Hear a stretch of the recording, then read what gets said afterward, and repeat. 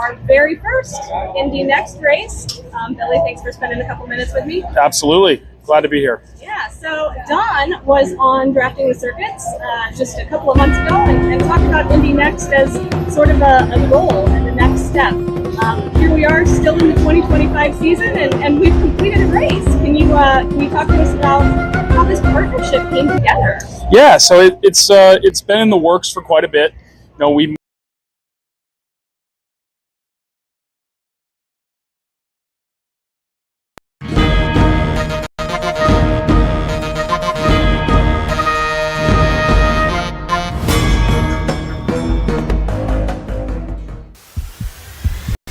This is what this sport's all about right here. Big moments like this.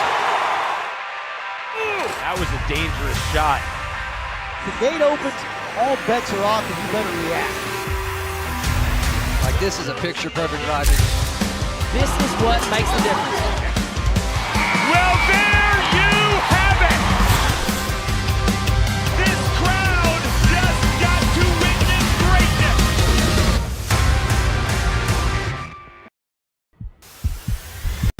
This is what this sport's all about right here. Big moments like this. That was a dangerous shot. The gate opens, all bets are off, and you better react. Like this is a picture-perfect driving. This is what makes the difference. Well, there you have it. This crowd just got to witness greatness. Sim racers, welcome to the eRacing Association, where you have the chance to win $5,000 in one of the best tournaments in all of sim racing. Green flag in the air. Are you ready to reach the next level of sim racing?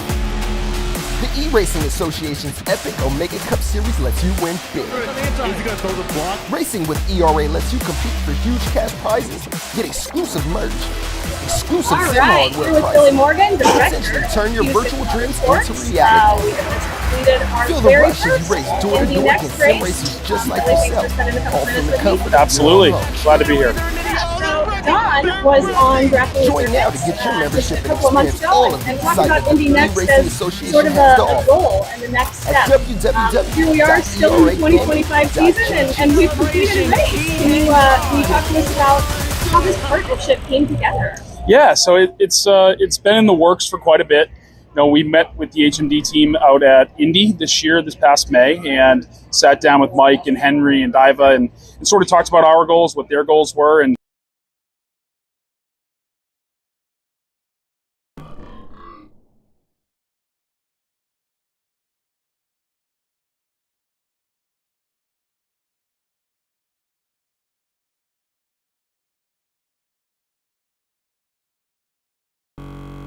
Sim racers, welcome to the eRacing Association, where you have the chance to win $5,000 in one of the best tournaments in all of sim racing. Green flag in the air. Are you ready to reach the next level of sim racing? The eRacing Association's epic Omega Cup Series lets you win big. Is he gonna throw the block? Racing with ERA lets you compete for huge cash prizes, get exclusive merch, exclusive sim hardware pricing, and potentially turn your virtual dreams into reality. Feel the rush as you race door to door against sim racers just like yourself, all from the comfort of your own home. Straight away, they're an idiot. Oh, they're wrecking. They're wrecking. Join now to get your membership and experience all of the excitement that the eRacing Association has to offer at www.eragaming.gg. Celebration, he hangs on. Son, this is a Navy base, not a playground. Sir, have a look. So you think you got what it takes to fly with the Navy? Yes, sir. Okay, I'll give you one shot. Bring him in.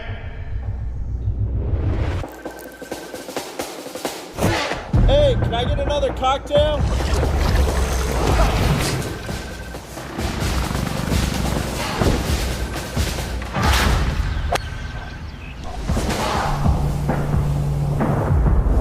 Gentlemen, you are here because NASCAR wants you to have a street race on this base. Hey, this is pretty sick, huh? Oh, you think this is sick? If you want to race here, you got to show honor, courage, and commitment. You boys think you know speed? You haven't felt real speed.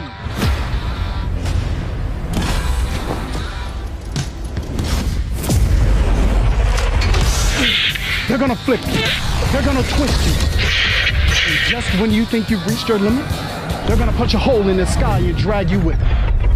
Hey, Clyde, you do stuff with that pilot shit? Can't be any worse than you're driving. Sick bird, Peaches. Speaking of sick, The Bernard Carpenter's not gonna like that. Hey, boys, I feel the need. I feel the need. Seriously, guys. Need for speed. Does this thing go any faster? Oh, shit! Hell yeah, boy! Not bad up there, gentlemen. But let's see how you handle this next mission. This is NASCAR street course, and that is the Navy security force. You make it to the finish line without getting caught, and you have my respect. look at this turn right We need to split up. Let's just steal one of these fucking helicopters over here. Dude, we're so done. We're screwed. You have to go this way. Thinking what I'm thinking? Yeah. Why did we not bring SVG? Guys, I got an idea.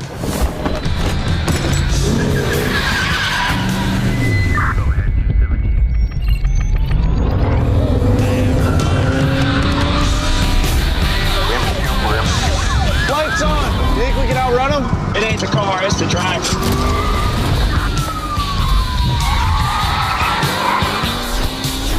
Man, this course is sick. Boys, we're almost to the finish line. We got him! We lost him! We got him!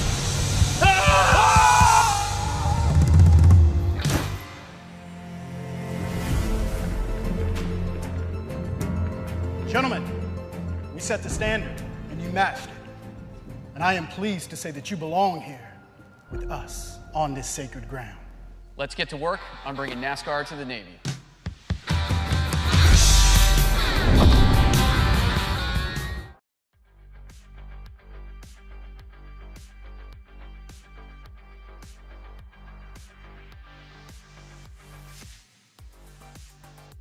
So we've been in Charlotte all week long. It's incredible. The whole industry has really been super supportive for NASCAR 25, and we've had 8 or 9 drivers trying the game, and you know, to us, it's just another step in the process of making a great game, right? You want to get their feedback, you want to implement some of the things that they give you pointers on. So enjoy some of the clips of these guys playing the game and just kind of what we went through this week. It's really exciting.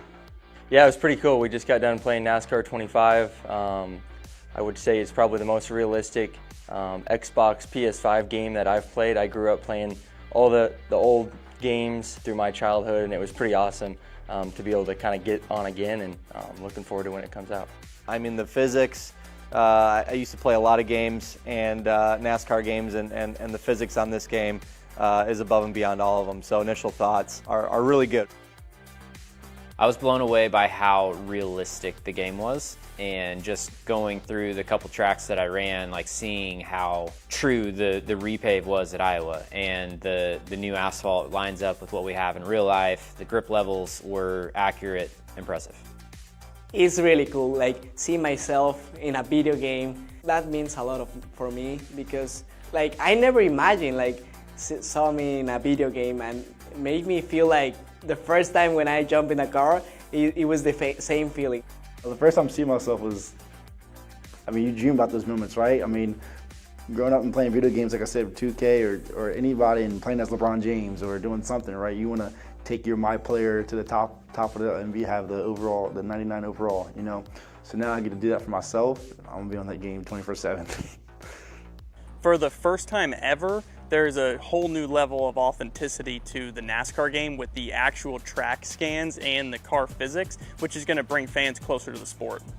You can definitely tell that iRacing had a significant impact on this game, from the driving characteristics to the audio, the visuals. You can tell the footprint that iRacing had on this platform, and it's a great thing because it just shows how next level video games can be. iRacing is huge, so just the opportunity for it to go to a game console is also just a great opportunity for people that love racing or just trying to do it for fun and maybe trying to get into it. I think the first game that I probably played was NASCAR 05. Got that game, actually had it on PSP at the time, and then played it on console as well. So that's really how I got started, and my friends said that I took the game way too seriously. As a kid growing up, I was a big-time NASCAR video gamer and would love getting to explore all the different tracks and see what they're about, and going to Pocono and realizing it's a triangle, and how Lauda, New Hampshire is really flat, and just seeing all the variety of different racetracks. This game from the driver's perspective is what it needs to be. I mean, myself in my own career, there's just that energy level when you walk into the racetrack and you hear the engines and practice starts. There's just that feel that you get when you get in your race suit, you hop in the truck. I mean, I'll never forget it. My first ever time at Daytona, when I rolled into the garage and they put my car on 4 jack stands and they raise up the hood, and all you hear is the guns going on the tires, the guys working on the car, the spotter crew keep talking. Like, it took me away because it felt like I've been in that situation before, and it actually was like I'm actually living this moment that I played in the game a million of times. So now to be in this game even more elevated, it's crazy. It's crazy, man. It's definitely huge. I can't thank these drivers enough. This week has been super special for all of us to come down here and shoot this content and get their feedback. We've had a long relationship with a lot of these guys, and I'm so excited. Even ones we've just met this trip. The passion that they have and the excitement that they have to get this game out and in the market is super exciting. In case you haven't heard, October 14th, that's our launch date. So we're going to open pre-orders and we're going to get you that gameplay trailer that you guys are all begging for about a month before. So stay tuned. We got a lot more information coming on the game for NASCAR 25. Visit NASCAR25.com for more information on the game, and make sure you follow us on social media at NASCAR25Game.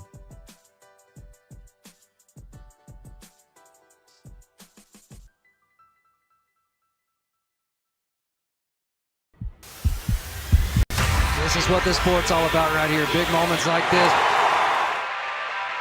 That was a dangerous shot. The gate opens, all bets are off, and you better react. Like, this is a picture-perfect driving. This is what makes the difference. Well, there you have it. This crowd just got to witness greatness.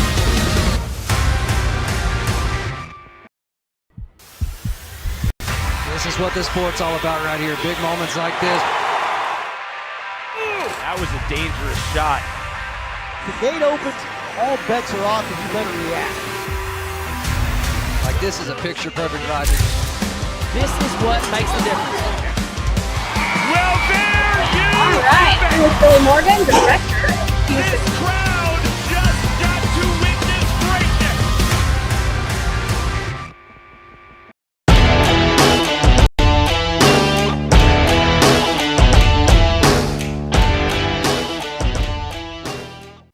Here with Connor Daly, biggest mover of the race. Do you get to keep the trophy this time? Sadly, no, but maybe we'll get one made up out of cake or something. Who knows? And we'll eat it. Listen, man, heck of a race. Really good show. Tell us about it from your perspective and about that last restart in particular. I just felt good, honestly. Have a competitive race car again. This team's given me so many this year, but we figured out our degradation issue. So we just felt so good all stint long and felt really competitive. And it was a track position race at the end. And being on the Reds on that final restart was a death sentence almost. But we held on to it, and Scott was hanging on too. So I'm glad I wasn't the only one. Yeah, just thankful to have an opportunity to race in this series and to compete at the front. It means a lot, and we'll see what happens in the future. It's been an interesting year from that late call up from Nico Hollinger last year through to today, a top 5. How do you sort of assess this season and what you've learned? I think this is a season of honestly near misses. We've just been so close to a couple really good results, and same here. If we're on primaries on that last restart, I think we have a good shot at challenging for the win, but just couldn't quite get it done. So so many near misses. I mean, we had a chance to win the Indy 500, which is awesome, and it came so close. So hopefully we get a chance to do it again. I feel like I still have so much unfinished business. I feel like I'm driving better than I ever have, and I want to keep doing it. So what's next? Nice long vacation, or do we start on 2026 tomorrow? I have no idea. Next week is going to be big, I think, for everyone when it comes to the driver market. So we'll see what happens. Awesome. Thank you.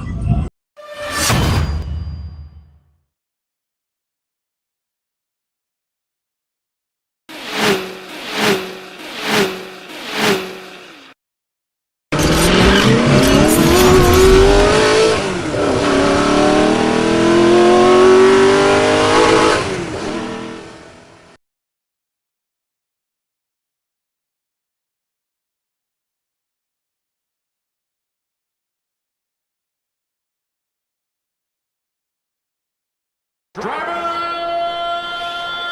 start your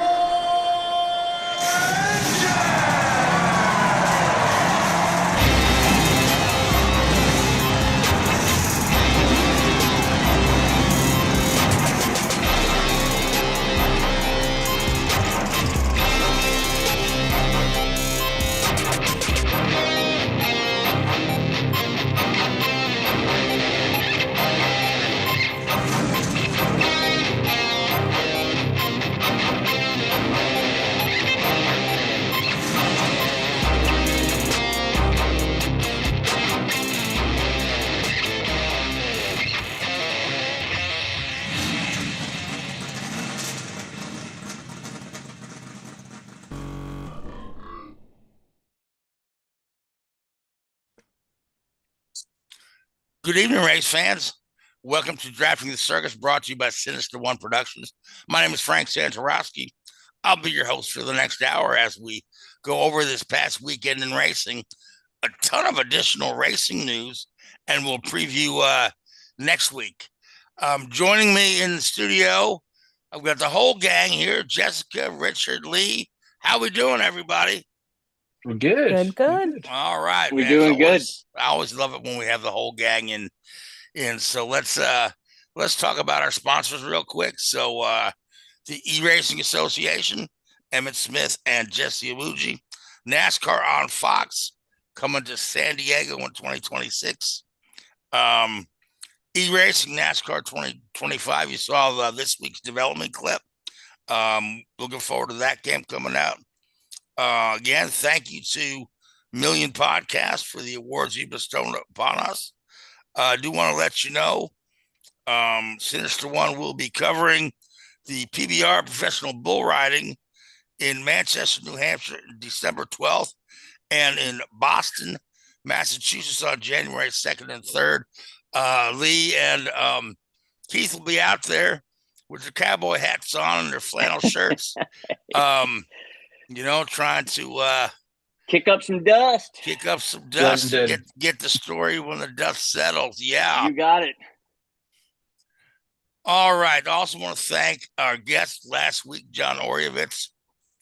If you didn't get a chance to watch that show, pull it out of the archive on Spotify or YouTube or Facebook, wherever you get your podcast. John was really wonderful. I wanted to thank him again. Really great show last week. But we've got a great show this week because we've got a lot to talk about. And we'll start with IndyCar because I'll tell you, I was trying to type up the topics this morning. Usually I do them on Tuesday, but I waited till today because I knew there were going to be some breaking news stories. I just didn't know there were going to be so many. I'm trying to type up my list, and then I got another notification from IndyCar, and then another one. I'm like, man, busy news day. Now that the regular season is over, it's time to make all those announcements for next year. So, Jess, you were in Nashville. I was. Credentials, yep. And we did see your interview with Connor Daly at the top of the show there. Yep. Connor Daly, biggest mover of the race, started 25th, finished 5th. Great day for that young man. Hopefully he'll be able to sign again on with Yuko Sounder Racing. But at the end of the day, do you remember last week John asked us, do you think people would boo Joseph Newgarden in Nashville? I was thinking about that. The answer is no. I was absolutely thinking about that at the end of the race because Mr. Newgarden, he pulled an Indy 500 and went through the fence and went out into the crowd. And I was just standing there laughing, thinking, well, they're not booing, so that's good. No, it's a hometown guy, man. He grew up in Henderson, North Carolina, stone's throw from Nashville. So, plus it ends probably his worst season in his IndyCar career, but it ends on a positive note with a solid win. Yeah. So, we saw some other guys have some trouble. So, Jess, why don't you take us through it a little bit? Yeah, gosh, did we have a race last weekend? I mean, it feels like I've lived a whole lifetime since then already. Qualifying was interesting. There were some folks that qualified a little bit out of position. Some weird stuff happened, and the race got off to a heck of a start with prior week's winner, Bennett, right there. You know what I was thinking? 2. He said that car was trying to hit the wall for 250 laps. Yep. 251. It got the job done. 251 was the magic number. Yep, it got the job done. It had to change states to do it, but it got the job done. So yeah, Christian Rasmussen, no follow-up performance to Milwaukee. He finished 27th and P last. Had another just awful incident with David Malukas. Got spun around by our rookie of the year, Louis Foster. Though if you ask him, he would give you a different story. Apparently, Louis Foster was going to go visit with the race stewards after the press conference to plead his case. Doesn't look like that went anywhere. So, yeah, a little bit of an incident there put Malukas in the wall. And really, it was a hard impact, and it took him a couple of minutes there to kind of get out of the car and sort of get his wits about him and into the medical facility. And then while we were still under yellow, I went into the media center just for a minute to grab a water or whatever, and I came back out and I look up and the medical chopper is taking off, and I'm like, the hell did I miss? Like, what? But yeah, they sent him down to the trauma center to get some more advanced imaging. I'm assuming back and neck, but all of that came back clear. He was released later in the day, and on his way back home to presumably be named as the next Penske driver here. Well, we'll see. We'll see. I've got an alternate theory that's going to be good until the announcements are made, and then I'll say, well, shit. So, but yeah, it was it was cool. It was cool to see Penske sort of get it together there toward the end of the season with Power's victory in Portland, and then Newgarden and McLaughlin on the podium in Nashville. So maybe a little bit of a shot in the arm for that team going into the off season, and then obviously they were top of the news cycle with the silly season. And we'll get into that in a minute. Happening. Yeah. So I did want to mention guy that dominated the race, Potable Ward, tire failure right in the wall. Yeah. He's still looking for an oval win. He's still looking for a win from pole. Yes. And isn't that crazy? He had it in the bag, but no fault of his own ends the day. So yeah.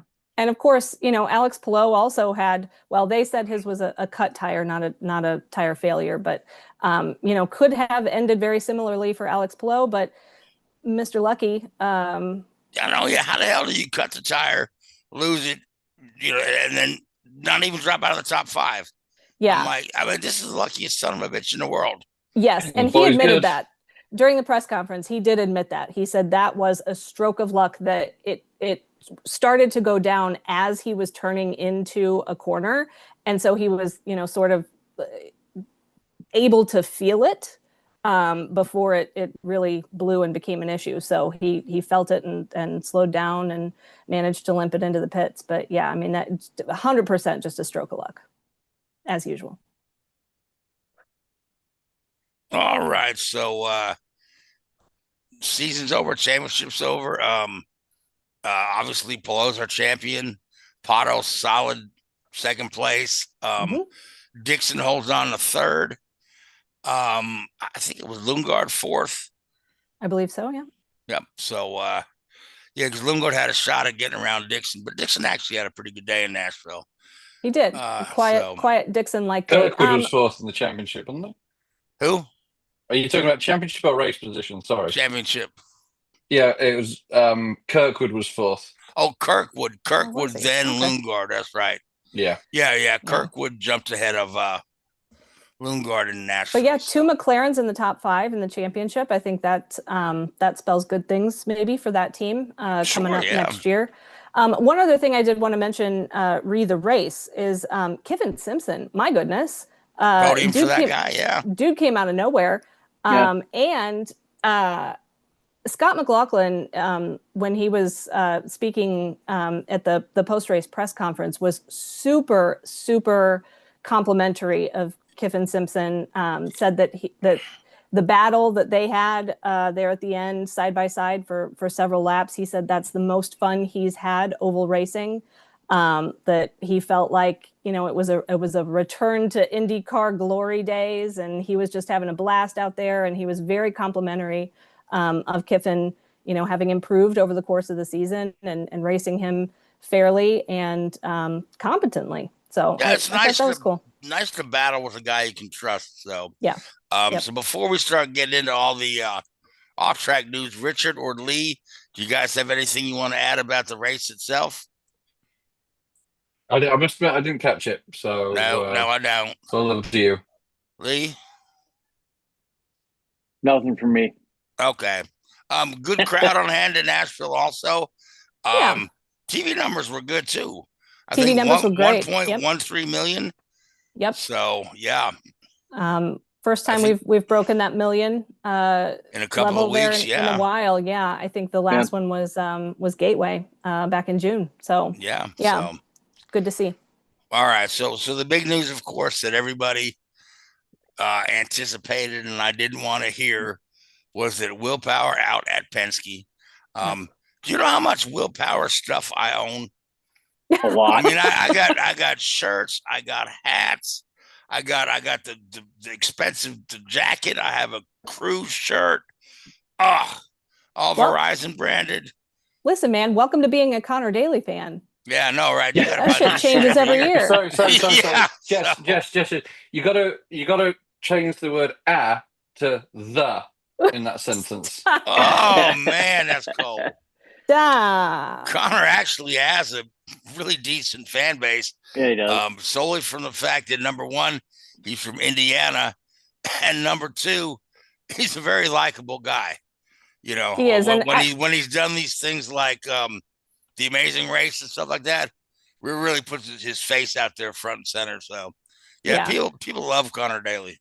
If you haven't seen the Family Feud with IndyCar drivers versus gosh, that goes a couple years back. Yeah, Playboy models. Playboy models, right? Or like Sports Illustrated models, something like that. Hilarious, absolutely hilarious. Look it up. It's on YouTube. I'll be Roku in Tony, Elio, and Lee won't be watching it for the IndyCar guys either. Yeah, 100%. I know. Yeah.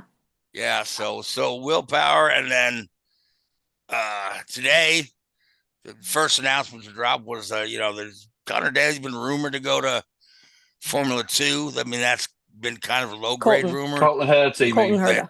What did I say? You said Daly. I don't think Connor's going. Connor Daly already tried Formula 2 back in the day. Yeah, no. Colton Herta, yep. So leaving the IndyCar series to be the test driver for Cadillac. Now, he's not even the reserve driver for Cadillac. He's a test driver, so he's like third tier down. Why? Well, he doesn't have a super license yet. Yeah. He can't be the reserve driver. Right. But I believe the announcement said that his driving duties will be like announced at a later date. So I think there's probably still some F2 appearances there, I would suspect, that will help him get those super license points. And well, he's got to get super license points out of Formula 2. He's got to pretty well complete the whole season. Yeah. And finish kind of decent in the championship. Now, Formula 2 is a lot more generous with their points because you get 40 points, and 40 points is an automatic super license. But you get 40 points for first, second, or third, and 30 points for fourth. And Connor, I believe, right now is 6 points shy. Colton. Jeez. I don't know why I got Connor Daly on the mind, because I'm looking at you, Jess. Oh, thanks. So I've got medicine head from not feeling well today. So, all right. So that leaves. Yeah, I mean, and I hope that Colton goes over there and accomplishes what he wants to and does well. We had talked about a couple of weeks ago that there's just not a great track record with IndyCar guys going over and trying to make Formula One work. So I hope that that this is a better showing. I mean, we had several guys go over in the 90s and early 2000s, and most of them fizzled. Everybody except for Villeneuve and Montoya kind of fizzled out. You're talking, Zanardi, Bourdais, Giammatta. But back then, the cars were really similar to one another. Now these cars are night and day. The Indy car is a fossil compared to what Formula One is running. So, yeah. But I mean, you know my stance on this. I've been banging this drum ever since it first got announced that he was the next star of American star for Formula One. So I was looking at some numbers earlier today. If you take over the last 6 seasons and sum all the points from the last 6 seasons, where is Herta in the standings? Probably somewhere around ninth. Yeah, I was going to say 10. A little bit better than that. But yeah, still he's got a second in there. He's got a second and a third. He's got 2 tenths. He's got a 7th. And then this year, I think he come home 7th again. Yeah. He's 6th in the standings. So 6th this year. He's only just ahead of McLaughlin, and McLaughlin only did 5 of those 6 seasons. So I was looking at it, so he goes Palou, Dixon, Award, Newgarden, Power, then Herta. It's not a stellar resume. Yeah, but look at the other resume. Yeah, but look at the other teams.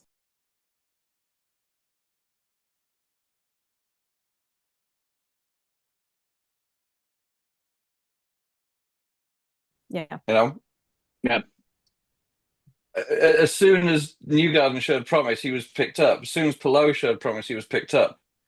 I mean, everybody says, "Oh, the only reason he's got this choice is because of his name." Oh, so sorry, Brian Herta is not known in Europe. It's got nothing to do with his name. It's just Brian Herta's won 4 races. Yeah, they make this huge thing about it. It's like, okay, right, Montoya's kid's got more chance of getting it based on family name. Yeah, and he's not exactly big enough F2 right now. Emerson Fittipaldi's latest kid. Yeah, it's this Fittipaldi's a weird guy. Fittipaldi has kids that are younger than his grandkids. I mean, that's how much this guy keeps pumping kids out. But I worry about this notion that this guy is the next best thing to come out of the US, because you look at what happened with Logan Sargent at Williams. It puts so much pressure on these kids. Yeah. And it's detrimental to them in the long term, because there's so much pressure. And I'm not saying, he may be good enough, but there's nothing that stands out and goes, wow, this kid deserves the ride over Filipe Drugovich or Robert Schwartzman or Callum Ilott, these guys that have had a far better junior career. Sure, yeah. And a far, and we're not here to debate what's better, Formula 2 or IndyCar or Formula or anything like that. I think that personally, I think Formula 2 cars are pretty similar to IndyCar in terms of drivability and standard of the racing. So I think the fact that they're openly saying he's going to do an F2 season is a good thing. I hope he does it, but I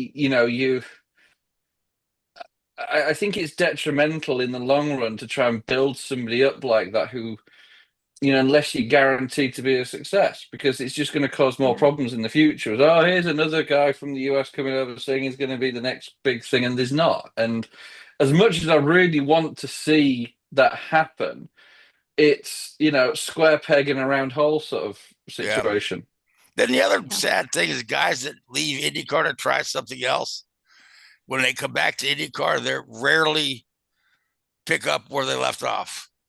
Yeah. And that's my concern the only is, difference is Dario Franchitti, he tried NASCAR for a year and came back to IndyCar, and he's the one that really. that's my came back concern after is 14 years. Is Right, that he the talk of like, he tried playing tennis on a motorbike, and that didn't help him. Yeah, I'm concerned about this talk of like, well, go try it for a year or two and you can always come back. Well, who knows if you can come back, right? Like, there are a finite number of seats, and as we've seen already in this silly season starting to unfold, like there is competition for these spots, and who knows if there's perfectly there good would be a place drivers like open. Linus Lundqvist on the outside looking in. Oh God, you know. So anyway, so the long and short of that whole story is later in the day they announced Will Power going to Andretti. Yep. Which there's a lot of upside to that for the team and for Will. Number one, Will's been in the same environment for 17 years. Not that it's been a bad environment, but I think to anybody that's been in one place that long, it changes, refreshing. It's new. It's exciting. I think Will openly said that he gets along with both Ericsson and Kirkwood. He thinks they're going to be great as teammates, which is really encouraging to hear. And it's to be weird to see Will driving a Honda. You know, you have to get that. Thank you, Team Chevy, out of his vocabulary. So, no, but a lot of upside excited for the team because he's the guy.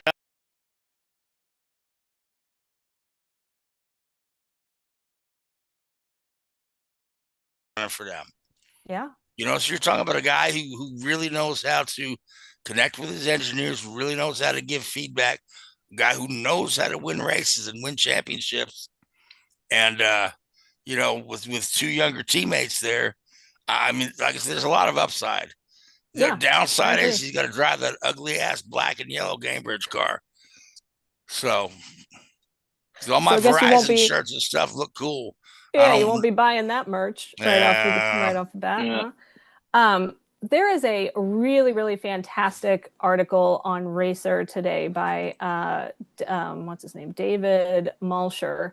The Formula One guy, yeah, just talking about, you know, well, I think he wrote a biography on Will Power. So like, if anybody, you know, knows Will Power's history, it's him. But, you know, talking about just his career and sort of what may have led us to this point, like how we got in this situation, which, you know, to be honest, I don't know that anybody really has the answer to that other than, you know, the folks at Penske who are making these decisions. But, you know, there's a sense that like, Penske just gambled on Will Power either being ready to retire at the end of this year or like having a decline in performance that would justify retiring him. Yeah. And that is just not what happened. And my understanding is Penske offered him a 1-year contract. Sure. And Will wanted, he's like, I don't want to go through this shit again at the end of next year. Why would you? He said, I'm just gonna go find somebody who offered me what I want, which is like a multi-year contract. Yeah. Which absolutely. I'm sure he had already been speaking with Andretti. So, but don't blame him a bit. And, you know, he was left a twist in the wind all season. And it's just, I'm sure he felt slighted by that. And, you know, he's not done. He's still got it. So, you know, let him take it somewhere else and beat the pants off of Penske next year. Yeah. Now the other bit of news is VeeKay, Rena's VeeKay was offered a contract extension by Coyne. He's had a pretty darn good season with the Coyne car, you know, for what he has to work with. And he turned him down, which obviously means he's got something in the works, right? Because you don't, as tight as it gets with the seats, you don't turn down a contract unless you've got something guaranteed. And, VeeKay was the last guy to snag a seat last year. And I know he doesn't want to go through that again. So the popular thought is, of course, Malukas is going to Penske and VeeKay going to take his seat at Foyt, which right now that Foyt seat's a pretty good seat with the Penske Technical Alliance. They've got a great oval program. Bonus of having Santino as your teammate. So when he pisses people off, you can go under the radar. But as I think about this, right, I think it makes more sense if VeeKay goes to Penske and Malukas gets another year in the Foyt car. Because there's another kind of middle grade rumor that Joseph Newgarden wants out of IndyCar after 26, after his contract's up. I mean, there were folks who honestly believed that Joseph was going to walk away after this season. Yeah. It was interesting to hear him in the post-race press conference just kind of talk about, I don't know, I feel like he's trying really hard to convince people and maybe to convince himself that like he wasn't down on himself this season, that like, oh, I didn't think about the results, and oh, I didn't think about it being a winless season, and oh, I don't look at the stats anymore. I just feel like every driver looks at that don't information. protest too much. I just feel like he's trying to convince people that like, I was never worried, I'm still great. But I don't know. Yeah, but I would put VeeKay in a Penske car because I honestly think Malukas is not quite ready to be a Penske driver yet. I think one more year, I mean, how did Newgarden get to become a Penske driver? Winning races for Ed Carpenter and Sarah Fisher. How did Simon Pagenaud get to become a Penske driver? Winning races for Sam Schmidt, Yeah. How did Will Power get to be a Penske driver? Winning races for Derek Walker. These guys winning races. Malukas has yet to win anything. Yeah, honestly, he's had a couple of podiums, a couple of moments of brilliance, a lot of time in the wall, But you got to think that, sometimes like, his fault, sometimes not. But yeah, but you got to think that this deal's already done, right? Like, you're not going to put Will Power out to pasture unless you have to, unless you have something that's already lined up. Like and that doesn't mean that it's not VeeKay, right? But like, I feel like this deal you don't know already what done. they have lined up. They might have had VeeKay lined up for a while. Yeah. And just everyone assumes it's Malukas, and I'm probably wrong. It's probably Malukas, and VeeKay goes to Foyt, but I can dream till the announcement's made. So well, but even if VeeKay does go to Foyt, I think that's a strong signal for the future too, right? It's a step up from Coyne. Yeah, and to get him into that disrespect team, to Dale Coyne and his team, but it's a step up. Yeah, well, and to get into that team that has that technical alliance with Penske, and if Malukas ends up going to Penske, like maybe that seat is the, that's the funnel. That's how you get there. And if Newgarden were to leave after 26, and VeeKay performs well in the Foyt car, there you go. So yeah, I don't think all hope is lost, Frank. I think you've got hope. It just may not be this year. Yeah,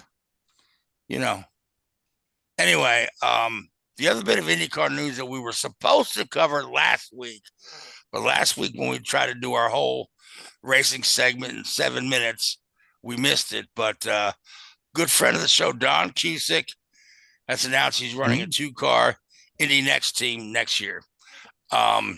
His long-term plan is to run the Indy Next team for 2 years, and then after 2 years, step it up to a 2-car IndyCar program.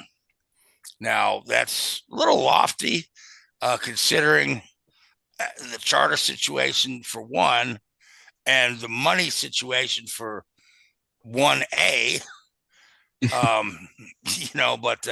But they're set to do a full season of Indy Next, and they did their first race there in Nashville. you had a chance to sit in their pits. You had a chance to talk to the team manager. Keith, you have that video? What's that gentleman's name? Billy Morgan. Billy what? Morgan. Billy Madison. All right, here with Billy Morgan, Billy director Morgan. of Cusick Motorsports. We have just completed our very first Indy Next race. Billy, thanks for spending a couple minutes with me. Absolutely. Glad to be here. Yeah, so Don was on Drafting the Circuits just a couple of months ago and talked about Indy Next as sort of a goal and the next step. Here we are still in the 2025 season and we've completed a race. Can you talk to us about how this partnership came together? Yeah, so it's been in the works for quite a bit. You know, we met with the HMD team out at Indy this past May, and sat down with Mike and Henry and Diva and sort of talked about our goals, what their goals were, and they understand that we want to get into a full-time effort. We want to be a part of driver development. That is what is massively important to us, is to help that next level and also build something from the ground up. And this partnership with HMD really gives us that chance to. That's awesome. Yeah. So we are here at Nashville. First race is under the belts. Maybe not the finish and the result that we were looking for, but it had to be just an awesome learning experience for you guys and for the team, even just around the mechanics of a race weekend. Can you talk about sort of what you learned? Yeah, so my expectations were very low. I came in here with a very open mind, just wanted to see how things worked in NXT compared to what we're used to in the month of May, which is, the polar opposite of this. And so, it was really interesting. It was a really fun time seeing the HMD operation, how they operate, minute by minute on race weekend is fantastic. And then also understanding being out there on the track in the morning, on the grid, and seeing what we can do for our partners, especially, at the Indy Next level, I think is going to create a lot more interest. And so it gives me a good planning now to go into 2026 and beyond. Very cool. Davey Hamilton Jr. was in the car for you this weekend. How important was it to have a driver like that who had a little bit of experience at this level? How was it working with Davey? And is this maybe giving us a hint toward the driver lineup for 2026? That is a great question. So I'll answer that in a few parts. Working with Davey was fantastic. His dad has always been around us. I know he's been close with Don. Davey Sr. actually drove my wife Erica in her first two-seater ride last May. And so it was something that sort of came together pretty organically. And, we were glad to support Davey. We loved being out there. Unfortunately, like you said, it was not what we were looking for in terms of the finish, but the overall experience has been fantastic with him. Great young man, has a bright future in racing. In terms of our team, we're still finalizing that right now. We do not have any drivers signed as of yet. Over the next few weeks, there will be announcements made as we come to those agreements. But, we're looking forward to going through that process and being able to help the next generation. Very cool. All right. Well, Billy, thank you for your time, and we look forward to seeing you on the grid in 2026. My pleasure. Thanks for having me. All right. Billy Morgan, team manager for Cusick Racing. So talking about the first race. Not the result they wanted. They had Davey Hamilton Jr. in the car. They've yet to announce drivers for next year. As a matter of fact, we were talking to Don, we over at Elite IndyCar. We did have our logo on the next car this week, but Billy told us $130,000 we could put our logo on both cars for the whole season and pick the driver. To which I had to reply, no way we're coming up with $130,000. Sorry. We'll stick with our $20,000. So yeah, but it was cool to see, to see the Cusick name on the side of a Indy Next car. Like it was very cool. And like you said, to get a chance to be there in the pits with them as they, sort of rolled off for the first time for their first race was really cool. Unfortunately, Davey Hamilton Jr. was not permitted to complete the race. He was black flagged due to failure to maintain competitive speed, but still, just an awesome opportunity, I think, for those folks to get their feet wet with a race weekend before it counts, right? Yeah. I mean, they put this all together very quickly. So there's really nothing to be embarrassed about, not because they really, not at all. This was thrown together in a couple of weeks. Yeah.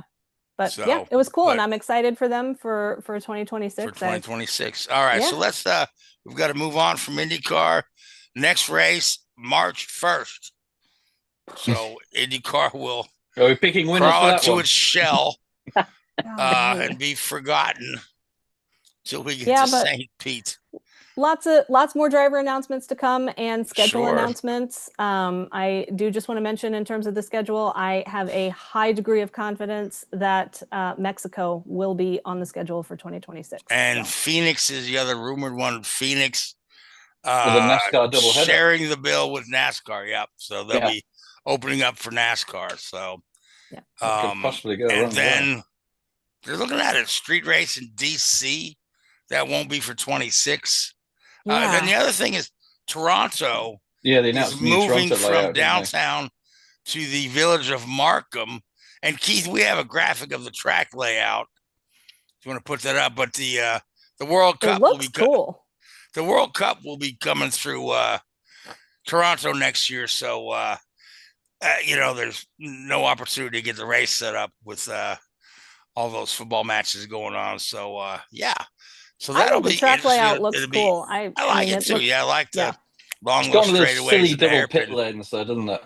Yeah, yeah. All right, so let's move forward. Richard, Dutch Grand Prix. Max Verstappen's hometown race.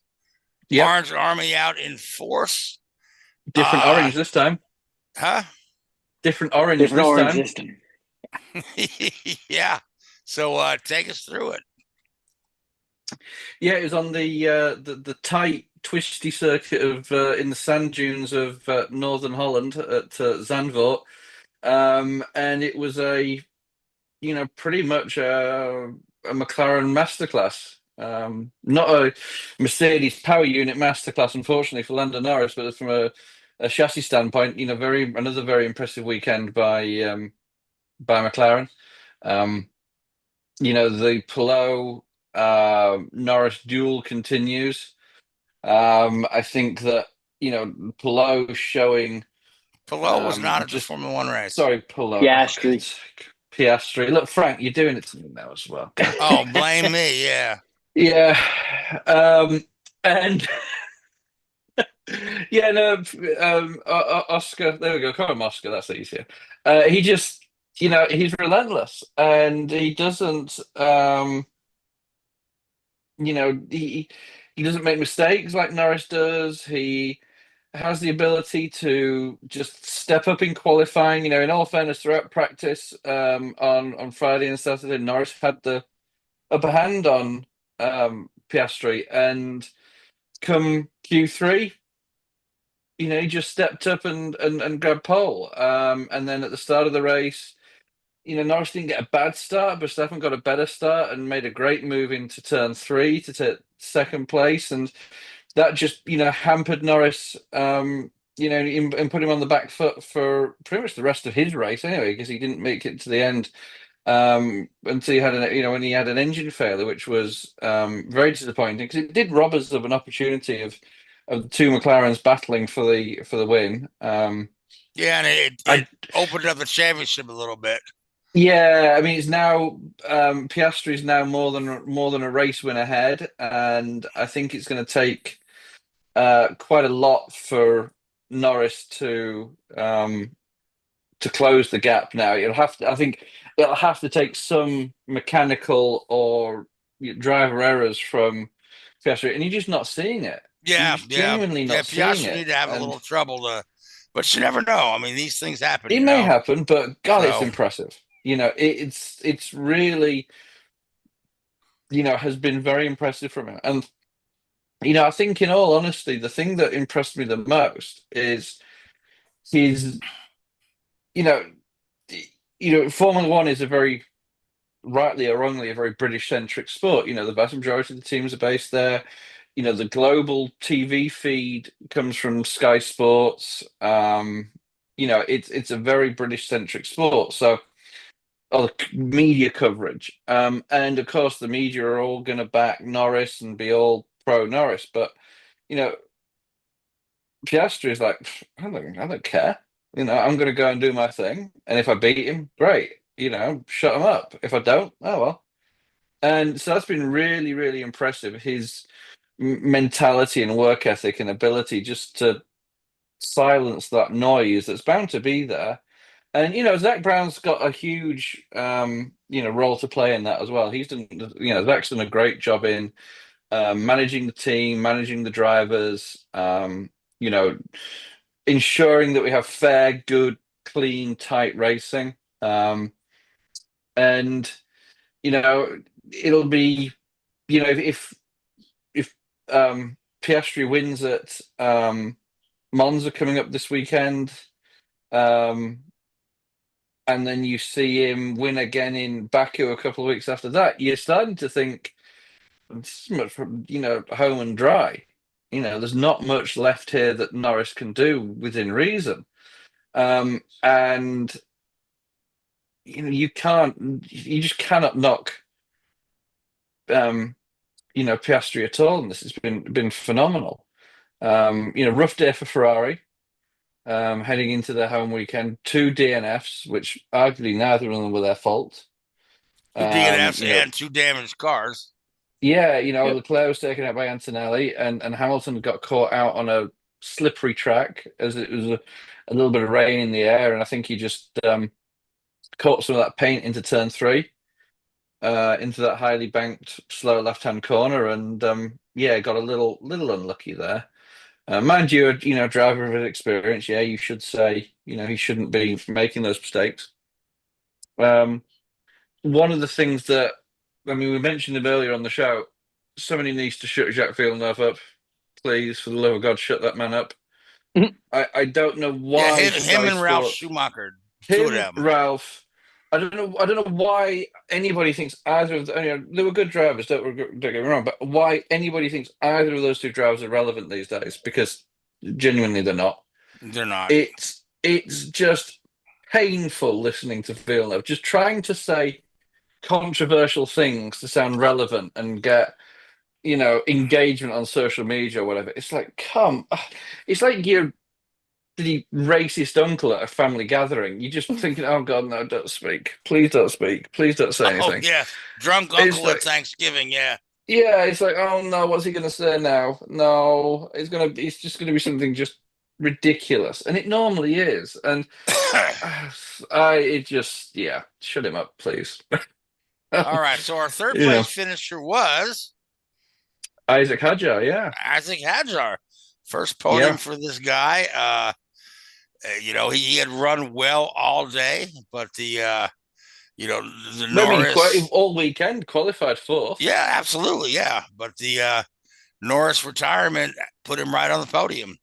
Yeah, and his first podium celebration, he broke the trophy. There you go. Oh no. Yeah. Now the organizers said they're going to send him out a new one.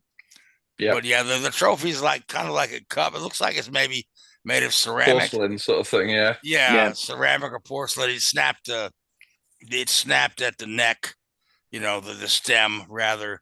Yeah. But we've seen this before. I remember Bourdais busted a crystal bowl at Toronto one time, and of course, the famous one, you always see it on the sports highlights, is the guy that won the bowling tournament. And he's got the big trophy with the eagle on it. And he holds that trophy up, and the eagle just burp, falls off. Yeah. They show that one over and over again. Of course, I remember I was at the Media Center in Kentucky. Brad Keselowski had won the race. He actually broke the champagne bottle and cut his hand pretty bad. So here he is doing his post-race interview with, his hand all wrapped up, blood running down his arm. So I'm like, yeah. I mean, in all fairness, those podium celebrations can be dangerous. Yeah, well, in all fairness, dropping a trophy or breaking a trophy isn't as bad as what happens to the lobster at Loudon. So, Doing what? It's not as bad as what happens to the lobster at Loudon. The lobster gets the really bad end of the deal. Yeah. But, talking about Hadjar, you look back 6 months ago to what happened to him in Australia. First race, where he crashed out on the formation lap and he was devastated. We all saw the pictures of him Yeah, he was walking back reduced to to the tears. garage. Yeah, his first Formula One And race. And Anthony Hamilton, Lewis Hamilton's dad, took him to, was the first guy to meet him in the paddock and put his arm around him and talked to him and really, consoled him, for want of a better word. And then in the same breath, he had Helmut Marko, who was the special driver advisor to Red Bull, lambasting him, calling him weak and, some pretty horrible term, to a young kid like that, some pretty inappropriate comments about his mental strength. So I'm really pleased now to see him performing like he is. Yeah. Arguably, when you look at the other high-profile rookies we have this year, like Kimi Antonelli, the prime example at Mercedes. For me, both Hadjar and Bortoletto at Audi, Sauber Audi, whatever they are, have both performed exceptionally well and deserve huge amounts of praise for what they've done. Hadjar has been very impressive. I hope he doesn't get pushed into the Red Bull seat too early, because I think it's just a poison chalice, that thing. It's a death trap. The best thing for any of the young Red Bull drivers is for Max to leave and open up that seat. And I think they would actually do better if that did happen. I think it would make it a more level playing field for the younger drivers coming through and give them a better opportunity to succeed in that team. Because I think at the moment it's not impossible, but very, very, very difficult for them to to show what they're capable of when they're asked to drive a car that is set up to Max Verstappen's demands. Yeah. And that's the nice thing about McLaren. Both these guys are getting cars that are pretty equal to one another. There's not one guy struggling with the car, so the car's a lot more neutral.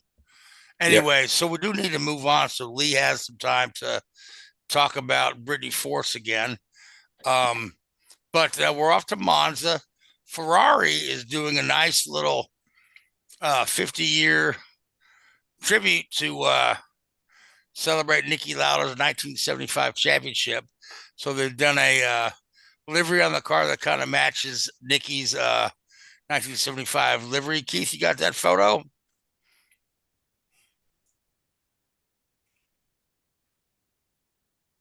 So there you are. Cool. Very nice. Very nice. Yep. So red and white. I mean, not much different than what they're running now. But if you look at it a little closer, they've got the with the script names on the side and So, Niki Lauda. I mean, here's Ferrari was struggling a little bit when Niki joined the team, and he kind of really resurrected them, brought them back from the dead. They had championships in 75, 77, and then 79 with Scheckter, So good for Ferrari. Monza. Who do you like for Monza, Richard? I mean, just keep it interesting. Let's go with Norris. But okay, he needs to step up. Who do you like for Monza? What's George Russell up to these days? He drives for Mercedes. Posing. Okay. Yeah, I like that. Yeah. Okay. Let's go with Lee? I'm going to go with Max Verstappen. Okay, so you guys left me Oscar, so yeah. I can't not take it's a that. softball. I was going to say, it'd be nice to see a Ferrari win at Monza. The fans would love it, but I don't see it happening. All right, so Lee. Yes, sir. How are we going to stop Courtney Force from breaking records every week? Last week when we talked, I said, are we going to see any records fall? And you said, no, the weather's not going to be right, and we're not going to. I was wrong. Blah, blah, blah. Next thing you know, I'm like, open up, I get my notification. Brittany Force breaks a track record at Indianapolis. I'm like, okay. Yep. The girl's unstoppable, man. So, quick fact, there have been 14 races in 2025. Brittany has gone 340 miles an hour plus in 10 of the 14. Jesus. Wow. That's 10 out of 14 is just,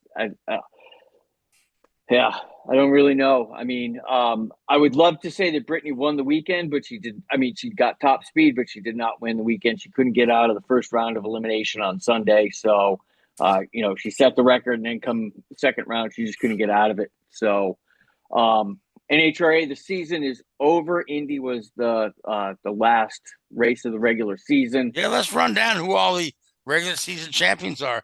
I know who one of them is. Oh yeah, yep. We got Top Fuel, and that is going to be none other than fan favorite Tony Stewart. He picked up the regular season championship in Top Fuel.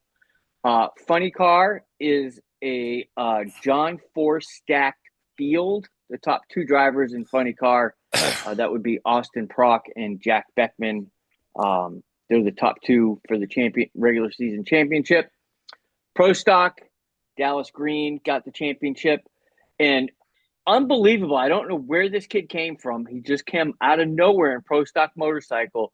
But Gage Herrera picked up season trophy. You don't say. I don't know. Like, this kid's been a sleeper all season. He's won like every race but one. I have no idea how he pulled the championship. But yeah, so we roll into the championships with any, and we, so this is like our championship season.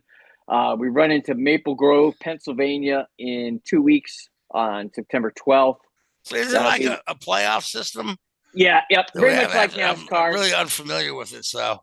Yep, we have 10 drivers, which actually is a pretty good chunk of each class, because there's not many, like a full field is 16 cars per class. So we're taking the top 10 cars per class for the championship.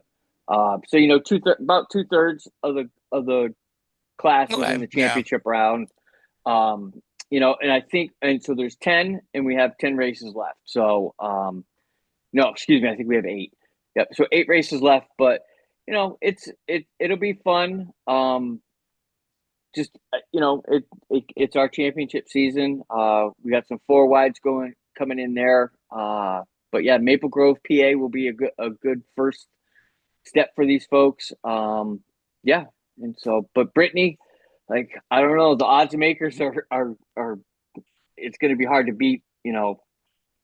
What can she do? Can she top 350 in her career? I don't know. Well, what's her next big barrier? 345, right? 345 is the next one. Yeah. So. Yeah. Yep. I suspect she'll hit 345, and then NHRA they're gonna put a kibosh on it, because it's just. I cannot wrap my head around that. Yeah, it's hard to fathom. 3.6 seconds, and you're 350 miles an hour. Like, I know, in that short space, 1,000 feet. It's like. Yeah, it's just craziness. But she keeps doing it, and like the fans love it. I didn't think she was going to do it. I really didn't. I looked at the weather. I thought it was garbage all weekend, and the hottest day of the year, she pulls it out. So, or the hottest day of the weekend, she pulled it out. I can't even talk about it. So, but yeah. All right. So Maplewood or Maple Grove, PA. Couple of weeks. All right. So Richard, so they had a Toyota-thon there in Darlington. Yeah. Really, really good day for your team. Chase Briscoe dominated that race. Mm-hmm. So you want to take us through a little bit of it? Yeah, the couple of minutes. Legendary Lady in Black for the Southern 500. Whenever I just want to say very quickly, whenever we go to Darlington, I always think of our dear friend Gray. He always used to go to that race. He went to some ungodly number of Southern 500s in a row. That was his favorite race. Yeah. It was. Yeah, I always think about him whenever we go there, and we executed, this weekend. Culmination of a lot of hard work. It's a unique track. It's a real driver-car combination track, and we got all of our ducks in a row, and we did the business. So from a Toyota perspective, we couldn't ask for anything better. The really pleasing thing was we also had 3 teams in the top 3. First time we've ever had that as Toyota.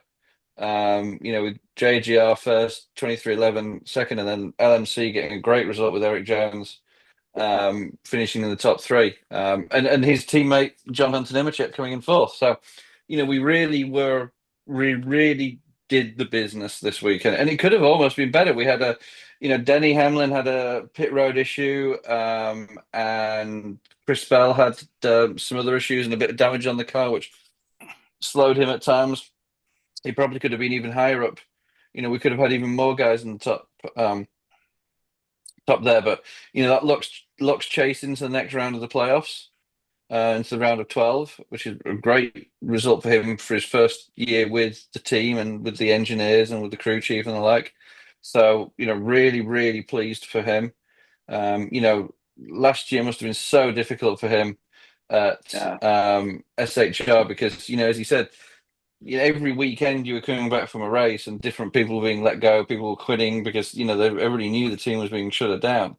So, it's great for him and his family to have that stability and to be able to go there and really concentrate on the job in hand rather than having to, look over his shoulder in 5 minutes to see where the next paycheck's coming from. So, really, really good weekend for us. Yeah. We're off to St. Louis this coming weekend, Gateway Technology.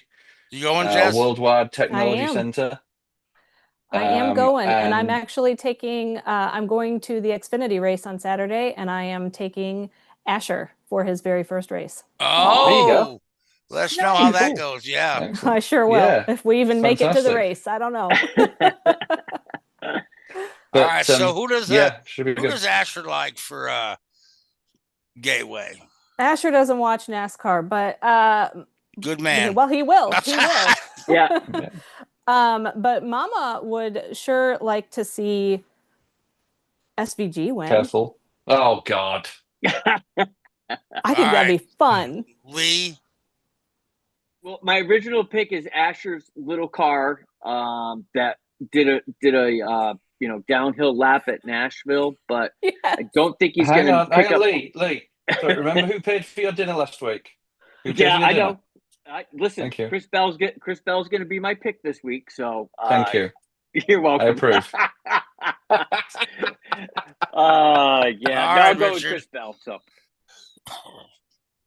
And Richard, who do you like? I mean, Chris would have been my pick, I think.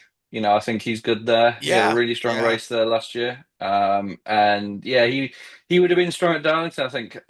He just got that, just unlucky with pit road contact. Outside of that, I think he would have been in the top 5. Talking about contact, though, the contact that Tyler Reddick had on lap 1 with Josh Berry, to goodness me, I mean, that almost ruined his day. Potentially ruined his season.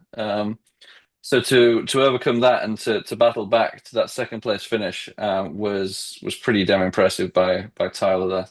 Right, and I'm going to pick Tyler Reddick for because there's a guy in the playoffs without a win, and we just need to correct that, get him in the winner's circle. So anyway, so we are out of time.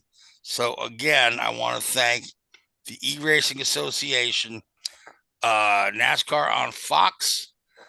I just lost my notes. So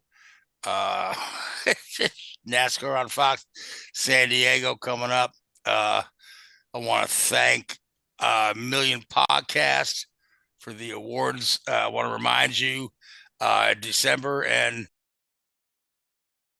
Bull riding coming to New England area, December in New Hampshire, and then Boston in early January. Sinister One Productions will be covering that. I want to thank you, Richard. Thank you, Lee. Thank you, Jess. I'd like to thank Sinister One Productions, our fine producer, Mr. Keith Hayes. And I want to thank Facebook Live, YouTube, Spotify, iHeartRadio, and TikTok. Most of all, I want to thank you folks that tuned in and listened to us tonight. But until next week, have a good night, everybody. Thanks for watching Drafting the Circuits. Make sure to follow Drafting the Circuits on Facebook, Spotify, Twitter, and YouTube. Drafting the Circuits is a Code Sinister One production.